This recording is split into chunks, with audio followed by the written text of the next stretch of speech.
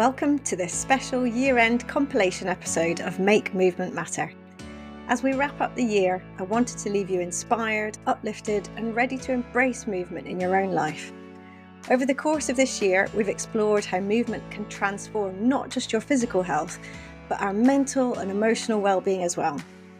This episode brings together moments from a few of my incredible guests who appeared earlier in the year, sharing their experiences of how movement makes us feel better in body, in mind, or in both. Movement is about so much more than fitness or aesthetics. It's about finding joy and how making small adjustments can lead to big changes in our lives. Whilst I could only include clips from a few of my amazing guests, I'm already planning future compilation episodes. If you hear something that resonates, I encourage you to go back to the full episode, which are all listed in the show notes. So let's get into this celebration of movement as a powerful gift we can all give ourselves for benefit today and in the future. We're starting with Caroline Williams, science writer and author of Move, way back in episode 1. When we delved into the science of why our brains evolved to move, Caroline's episode reminds us that movement is not just physical, it's a vital part of how we think, feel and function. In this clip, Caroline encompasses why movement has been proven to be as important as exercise.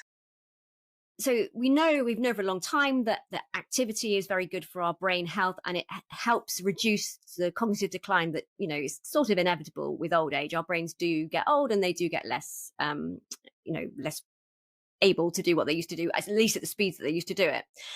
But there's a long-term study that followed people over decades, and they found that the amount of decline in their brains over this long period of time was correlated to the amount of time they spent sedentary, regardless of whether or not they did exercise. So there's something about sitting all the time that is really bad for our brains. And, it's good if you do a bit of exercise, but more important is to kind of make movement more a part of your day. So as you gave the example, a lot of people, now work at home at least some of the time. Yeah. Why not sit on the floor? And at least for a bit, because then it sort of does make you fidget a little bit and you have to change position, you're getting your movement in, and then you think, oh, I've forgotten my pen, and you have to jump up, pressing your entire body weight every time you get up. And we know that there are people around the world who live much longer on average. So the people in Okinawa, for example, and one of the things they have in their houses is they tend to have very low tables to eat.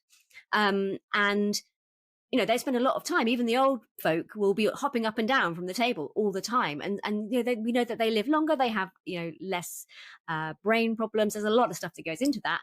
But the lifestyle where movement is much more a part of their day, they go out foraging for ingredients, it all adds up to a more active life. And if we can try and aim for that rather than a run before work and a run after work, then that might be better long term.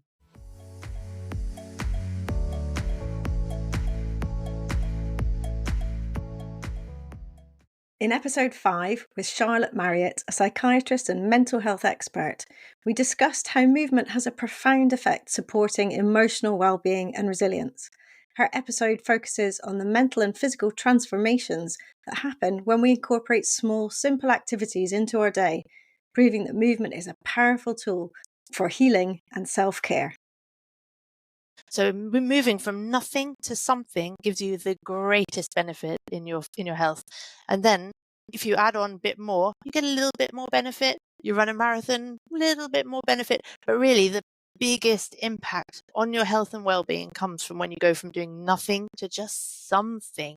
And something can be so small. It can be just reducing your sedentary time. It can be just dancing to a song. It can be taking the stairs instead of a lift. So that's the real key thing, is to make it so small and easy that the benefits are huge, and it's not a hard task. It's not running 5K. It's not hitting the gym. It's just doing something, just one small thing.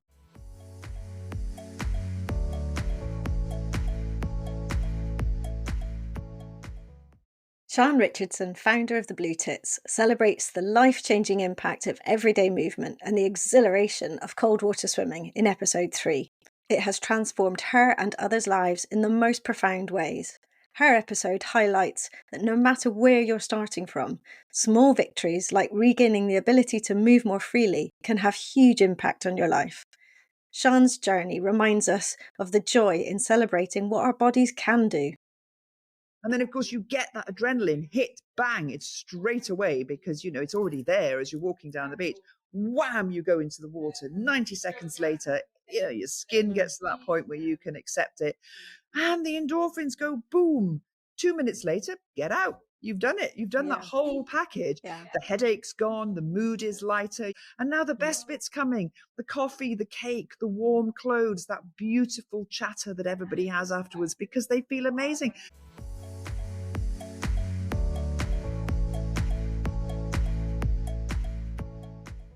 Katie Magg's episode number 8 is a beautiful reflection on how movement in nature can help us reconnect with ourselves and the world around us, even from the darkest places. Katie reflects on how the sea helps her heal and rediscover joy.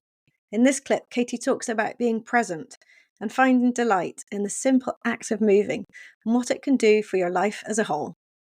So on my dawn walk, even things like noticing people turning on their lights because it's pitch black on the walk to the sea and hearing like the pull of the water on the pebbles.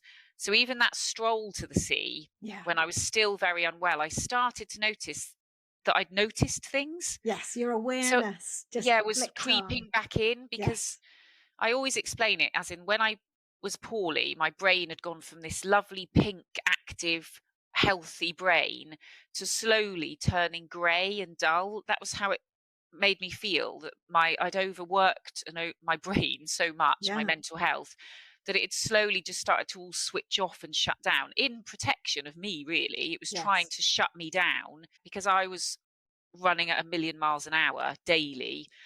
And then all these little bright sparks, I always think of it like that, like my grey brain started to get little sparks again, which was me noticing little bits of joy.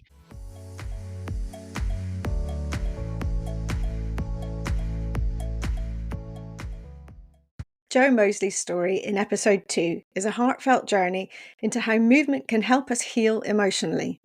In her episode, she shares how paddleboarding and rowing helped her process grief and rediscover joy. Jo inspires us to see movement as more than just exercise. It's a way to reconnect with peace, purpose, and ourselves.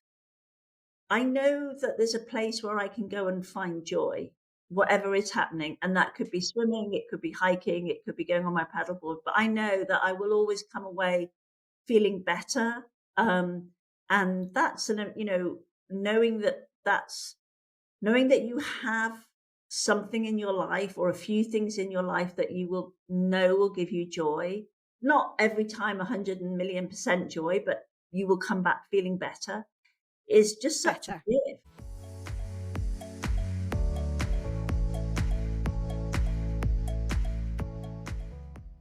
I have absolutely loved connecting with and sharing conversations with so many remarkable people this year. I hope these clips have inspired you to think about how movement can make a difference in your own life. Each of my guests brings unique perspectives, but the message is the same. Movement is for everyone. It can be powerful and it matters. Whether it's a small adjustment or a big change, movement can transform your body, your mind, and your outlook. As we head into a new year, I invite you to think about how movement can bring you more joy, energy, and connection. And don't worry, this is just the beginning. I have so much more planned for Make Movement Matter in 2025, including more compilation episodes to share the wisdom of my amazing guests. Check out the show notes for links to their fuller episodes from today, and thank you for being a part of this journey. When you listen, comment, and share episodes, it means the world. I hope you enjoy some time moving with loved ones and friends over the festive break, and let's continue to make movement matter together.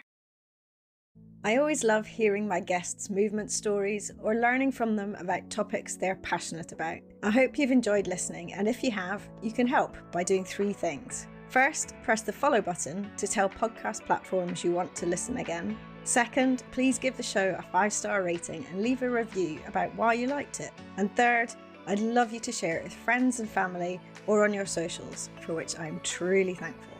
Finally, if this podcast is making you want to start reclaiming your own movement, join me in the Reclaim Movement membership for classes, both live and by replay, and countless videos of mini movement breaks to add into your daily life. covering practical and fun, important natural movements.